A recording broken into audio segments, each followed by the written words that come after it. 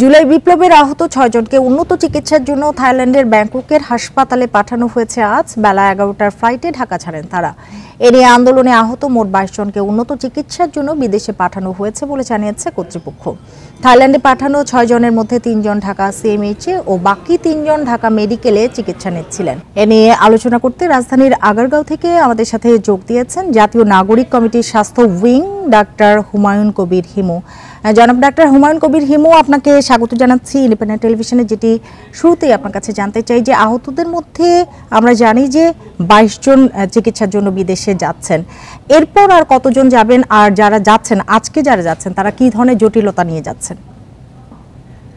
জি, আপনাকেও ধন্যবাদ জানাচ্ছি, সেক্ষেত্রে ইন্ডিপেন্ডেন্ট নিউজকে ধন্যবাদ জানাচ্ছি।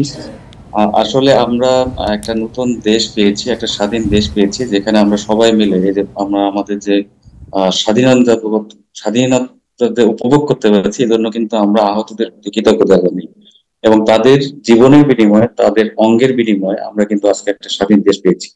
তো এ পর্যন্ত প্রায়, আপনি যেটা কোশ্চেন করলেন, এ পর্যন্ত প্রায় ২৮ জনকে বিদেশে চিকিৎসার জন্য পাঠানো হয়েছে। আজকে ৬ জন এবং এর আগে ২২ জন গেছেন। তো একটা জিনিস হলো, আমাদের বর্তমান স্বাস্থ্য উপদেষ্টা নূরজাহান বেগম, উনি কিন্তু যোগদানের পর থেকেই তার যে প্রথম যে ইস্যু ছিল সেটা হলো আহতদের চিকিৎসা করেন, এবং সেজন্য উনি কিন্তু প্রথম থেকেই উনি কিন্তু একটা পদক্ষেপ নিয়েছেন যে আহতদের চিকিৎসা কিভাবে করা যায়। সেক্ষেত্রে আমাদের হাতে দুইটা অপশন ছিল। একটা অপশন হলো আমরা তাদেরকে দেশের বাইরে পাঠানো, আর একটা অপশন হলো বাহির থেকে যদি কোনো বিশেষজ্ঞ চিকিৎসক নিয়ে আসা যায় তাদেরকে নিয়ে আসা।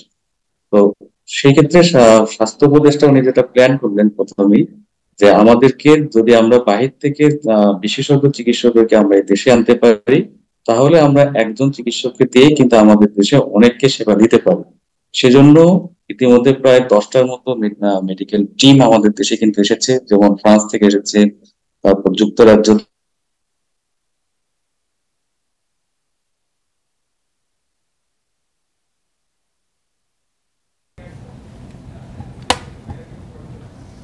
ডাক্তার হুমায়ুন, আপনাকে অনেক ধন্যবাদ আমাদের সাথে যোগ দেওয়ার জন্য।